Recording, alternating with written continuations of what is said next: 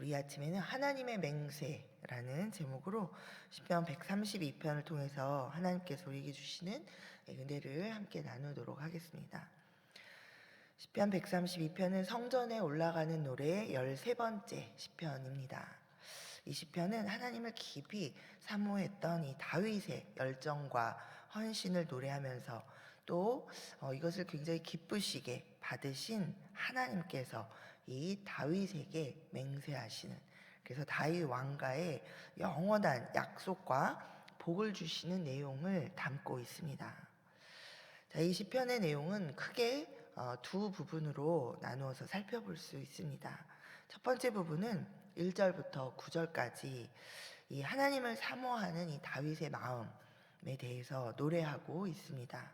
자, 우리 1절을 다시 한번 우리 읽어보겠습니다. 1절입니다. 시작. 여호와여, 다윗을 위하여 그의 모든 겸손을 기억하소서. 자, 지금 이 시인은 다윗의 모든 겸손을 기억해 주십시오라고 이렇게 하나님께 요청하고 있습니다. 여기 겸손이라고 번역된 이 히브리어 단어는 고난, 고통, 낮아짐 이런 뜻으로도 번역될 수 있는 말입니다. 그래서 이 예전에 우리가 사용했던 이 한글 번역, 한글 성경에서는 이 부분을 그의 모든 근심한 것을 기억하소서라고 이렇게 번역하고 있었습니다. 다윗이 무엇을 근심했습니까? 다윗은 이 평생을 하나님을 사모하면서 하나님을 위한 열정으로 그렇게 하나님의 영광을 위해서 근심했었습니다. 다윗의 삶을 우리가 돌아보면 이 다윗에게는 늘 하나님이 1등이었습니다. 양떼를 돌보는 이 목동 시절에도 그 자연을 돌아보면서 감탄하면서 이 세상을 창조하신 하나님의 영광을 찬양했었고, 또 맹수로부터 양떼를 지킬 수 있도록 힘과 또 능력을 주시고 또 보호하시고 인도하시는 그 하나님께 감사하면서 하나님을 찬양했습니다. 또 블레셋의 장수 골리앗이 이 이스라엘 군대를 모욕할 때도 다윗은 다른 어떤 것보다도 하나님의 이름이 모욕당하는 것, 그것을 참을 수 없다라고 그렇게 하면서 이제 맞서서 나갔었습니다. 나라와 민족을 위하고 또 왕을 위한 충성심보다도 이 하나님과 하나님 나라와 하나님의 영광을 위한 열정이 다윗에게는 우선이었습니다. 자, 그래서 그런 다윗이었기 때문에 이 왕위에 다윗이 오르자 이 하나님의 언약궤를 이제 가져오려고 이 언약궤를 수소문합니다. 이 당시에 이스라엘에서 하나님의 그 임재를 상징하는 이 언약궤는 이미 그 훨씬 이전에 사사시대 엘리 제사장 때 이 블레셋과의 전투에서 이 블레셋 군사들의 손에 빼앗겼습니다. 당시 이 언약궤는 지성소 안에 있어야 되는데 이 전쟁에서 이겨보고자 하는 그런 마음으로 전투장까지 언약궤를 들고 갔다가 이제 대패하면서 블레셋의 손에 이 언약궤를 빼앗기게 되죠. 자, 그러나 이 언약궤를 가져갔던 이 블레셋에 하나님께서 재앙을 내리십니다. 그리고 그걸 경험한 이제 이 블레셋은 다 너무나도 이제 두려워하면서 이 언약궤를 이스라엘의 벳세메스로 이렇게 돌려보냅니다. 그러나 이 언약궤는 이제 벳세메스에서 다시 기럇 여아림이라는 지역으로 그 운반된 후에는 그냥 거기에 그대로 이제 오랫동안 그냥 머물러 있게 됩니다. 이 왕의 장막에 들어오지 못하고 하나님의 성막 안에 모셔지지 못하고 그냥 거기에 그대로 내버려 둬져 있게 되죠. 그 언약궤를 다윗이 왕이 되자마자 이제 그것을 찾아서 가져오려고 하는 그 일에 모든 이 다윗이 힘을 쏟습니다. 자, 오늘 본문 1절에서 말하고 있는 이 다윗이 했던 하나님을 향한 모든 겸손, 모든 근심에 관련된 사건들이 많이 있지만 그 중에 하나가 바로 이 하나님의 언약궤를 그래서 찾아서 모셔오는 사무엘하 6장에 나오는 사건이입니다. 자, 다윗이 얼마나 애타는 마음으로 열정적으로 이 하나님의 언약궤를 찾았었는지 그의 그 하나님을 향한 불타는 마음이 오늘 이 시편 본문의 2절부터 5절까지 잘 표현되어 있습니다. 자, 우리 또 2절부터 5절까지 다시 한번 함께 읽어보겠습니다. 자, 2절부터 5절입니다. 시작. 그가 여호와께 맹세하며 야곱의 전능자에게 서원하기를 내가 내 장막집에 들어가지 아니하며 내 침상에 오르지 아니하고 내 눈으로 잠들게 하지 아니하며 내 눈꺼풀로 졸게 하지 아니하기를 여호와의 처소 곧 야곱의 전능자의 성막을 발견하기까지 하리라 하였나이다. 자, 여호와의 언약궤가 어디 있는지 모르는데 내가 한시도 쉴 수가 없다라는 그러한 말이죠. 자, 언약궤를 찾을 때까지는 집에도 들어가서 쉬지 않고 그 다음에 편안한 잠자리에 내가 눕지도 않고 잠도 자지 않고 졸지도 않고 그렇게 내가 정말 하나님의 언약궤 하나님의 임재를 사모하며 우리와 함께 하시는 하나님이 계셔야 하는 그곳에 모시기를 그렇게 갈망했죠.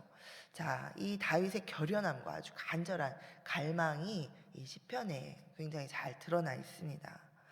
자, 그리고 이 간절함으로 이제 다윗은 드디어 언약궤를 찾아서 이제 장막으로 모셔옵니다. 자, 6절과 7절입니다. 우리가 그것이 에브라다에 있다 함을 들었더니 나무밭에서 찾았도다. 우리가 그의 계신 곳으로 들어가서 그의 발등상 앞에서 엎드려 예배하리로다. 다윗이 하나님의 언약궤를 이제 찾아서 너무 기뻐하면서 이제 모셔오죠.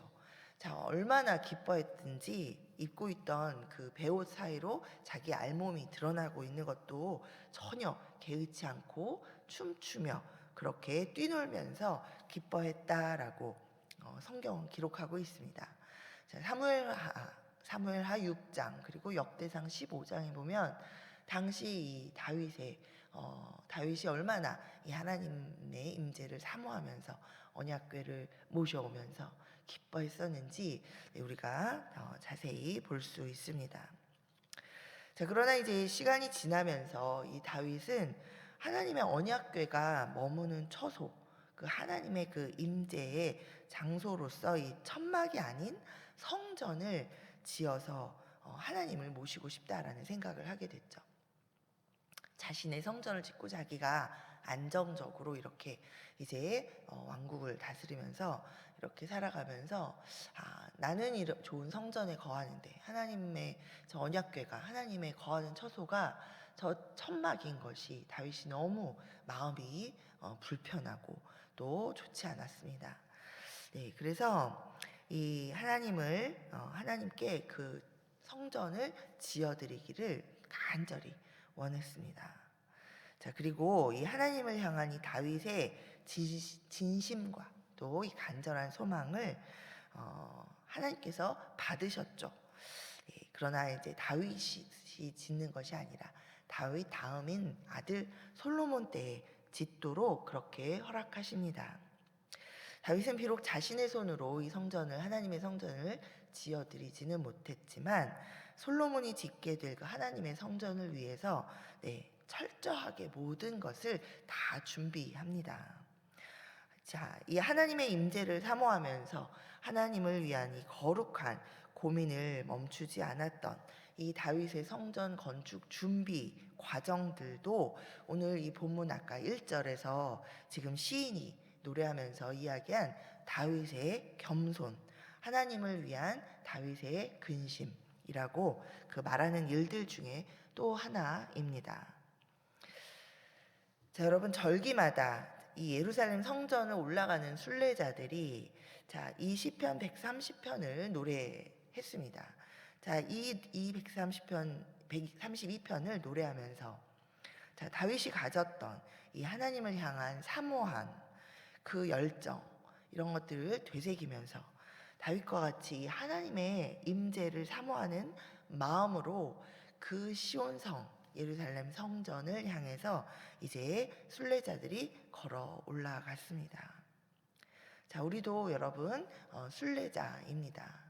우리 성전을 올라가는 노래를 여러분과 함께 우리가 나누면서 계속해서 우리도 천성을 향해 올라가는, 하나님의 성전을 향해 올라가는 그 순례자와 같다라는 말씀을 여러 번 드리고 있습니다. 자, 순례자인 우리 안에도 이 다윗과 같은 하나님을 향한 정말 그 사모함, 하나님을 향한 정말 열정, 하나님의 임재를 사모하는 그런 갈망이 불일 듯 일어나기를 간절히 소망합니다. 자, 그 다음에 이 8절부터 10절은 역대하 6장 41절부터 42절에 등장하는 이 성전 낙성식이죠. 자, 솔로몬이 드디어 성전을 다 짓고 그것을 하나님 앞에 봉헌할 때 드렸던 그 솔로몬의 기도 마지막 내용의 그 부분과 거의 동일합니다. 자, 다윗은 언약궤를 예루살렘에 모셔왔고 그리고 성전 건축을 위한 모든 재료를 준비했습니다. 그리고 솔로몬이 하나님의 임재를 상징하는 이 처소인 성전을 완공했습니다. 이 시인은 다윗의 하나님을 향한 사모함과 열정으로 이 지어진 성전에 이제 오르면서 자, 하나님께 늘 그곳에 임재하여서 동행해 주시기를, 또 그리고 이 다윗에게 약속하신 그 은혜가 주의 백성들 가운데 영원토록 머물기를 지금 간구하고 있습니다. 자, 우리 8절부터 10절까지 또 함께 한번 읽어보겠습니다. 시작. 여호와여 일어나사 주의 권능의 궤와 함께 평안한 곳으로 들어가소서. 주의 제사장들은 의를 옷 입고 주의 성도들은 즐거이 외칠지어다. 주의 종 다윗을 위하여 주의 기름 부음 받은 자의 얼굴을 외면하지 마옵소서. 하나님을 사모하면서 하나님을 삶의 중심에 모시고 살았던 다윗을 하나님께서는 기뻐하셨습니다. 그리고 다윗에게 하나님이 맹세하십니다. 자, 11절 12절에 이렇게 하나님이 말씀하시죠. 여호와께서 다윗에게 성실히 맹세하셨으니 변하지 아니하실지라. 이르시기를 내 몸의 소생을 내 왕위에 둘지라. 내 자손이 내 언약과 그들에게 교훈하는 내 증거를 지킬진대 그들의 후손도 영원히 내 왕위에 앉으리라 하셨도다. 하나님을 위해서 이 하나님의 집, 성전 세우기를 갈망했던 이 다윗에게 하나님은 오히려 다윗의 집, 다윗의 가문을 영원히 세워주시겠다고 그렇게 약속하십니다. 그리고 이 언약을 따라서 다윗이 속했던 이 유다 지파에서 계속적으로 이제 왕이 나오게 하셨고, 그리고 결국은 영원한 왕이신 예수께서 오셨습니다. 하나님께서 맹세하신 대로 다윗의 왕위가 영원히 이어진 것입니다. 자, 사도 바울은 이 사도행전 13장에서 이것을 이렇게 설명하고 있습니다. 그 후에 그들이 왕을 구하거늘 하나님이 베냐민 지파 사람 기스의 아들 사울을 40년간 주셨다가 패하시고 다윗을 왕으로 세우시고 증언하여 이르시되 내가 이새의 아들 다윗을 만나니 내 마음에 맞는 사람이라 내 뜻을 다 이루리라 하시더니 하나님이 약속하신 대로 이 사람의 후손에서 이스라엘을 위하여 구주를 세우셨으니 곧 예수라. 또 하나님께서는 하나님을 위한 이 다윗의 진심을 받으시고 짓도록 허락하신 성전, 이 시온을 당신의 영원한 거처로 삼으셨습니다. 자, 그리고 풍성한 복을 약속하십니다. 원래 하나님은 처소가 필요치 않다라고 이미 다윗에게 말씀하셨었죠. 하나님, 내가 하나님을 위해서 성전 지어드리고 싶습니다. 제발 하나님 성전 짓게 해주세요 라고 하는 다윗에게 이 세상 천지가 다 내 것이다. 그런데 내가 성전이 뭐 필요하냐? 내가 늘 너희와 함께 했다라고 말씀을 하셨습니다. 그럼에도 불구하고 이 다윗이 하나님을 위하는 마음, 하나님을 사랑하고 하나님을 사모하면서 또 하나님의 임재를 사모하고 하나님께 해드리고 싶은 그 다윗의 마음을 하나님께서 사랑하시고 기뻐하시면서 이게 하나님이 허락하셨죠. 그리고 나서 이 인간인 우리가 원하는 대로 하나님 우리와 함께 여기 있어 주십시오. 우리가 이 성전을 바라보면서 하나님께서 우리와 함께 하시다라는 것을 기억하겠습니다. 하나님, 우리가 하나님과 함께함을 이 성전을 통해서 기억하게 하시고 또 우리가 그래서 이 성전 바라보면서 하나님 죄를 회개하고 또 기억하고 돌아오고 하나님 앞에 간구할 때 하나님 우리의 기도를 들어주십시오라고 하는 그 솔로몬의 기도도 하나님이 들으시죠. 들어주시면서 말씀하시기를 약속을 하시는 거죠. 그 거처를 내 영원한 거처로 삼겠다. 하나님께서 너희와 함께 내가 영원히 거하겠다라고 그렇게 약속해 주고 계신 것이죠. 자, 13절부터 16절까지가 그 부분이 시인이 자세하게 노래하고 있습니다. 자, 우리 한번 함께 읽어보겠습니다. 13절부터 16절입니다. 시작. 여호와께서 시온을 택하시고 자기 거처를 삼고자 하여 이르시기를 이는 내가 영원히 쉴 곳이라. 내가 여기 거주할 것은 이를 원하였음이로다. 내가 이 성의 식료품에 풍족히 복을 주고 떡으로 그 빈민을 만족하게 하리로다. 내가 그 제사장들에게 구원을 옷 입히리니 그 성도들은 즐거이 외치리로다. 아멘. 자, 시온을 택하셔서 자기 거처를 삼으신 하나님께서 자, 어때요? 결국 예수 그리스도를 믿어서 이 시온의 백성이 된 우리를 하나님은 거처로 삼으셨습니다. 자, 이 말씀 가운데는 그 시온의 백성이 된 우리에게 하나님께서 우리 성령 하나님이 우리에게 오셔서 우리 안에 내주하셔서 우리가 하나님의 전이 되어서 하나님이 우리와 함께 우리를 거처로 삼으셔서 영원히 우리와 함께 거하시겠다 하는 바로 그 약속이 또한 담겨 있습니다.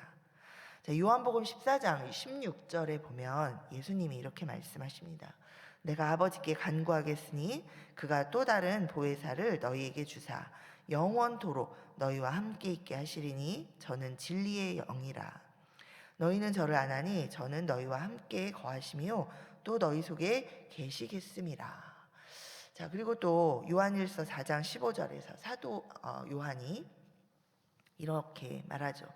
누구든지 예수를 하나님의 아들이라 시인하면 하나님이 그 안에 거하시고 저도 하나님 안에 거하느니라.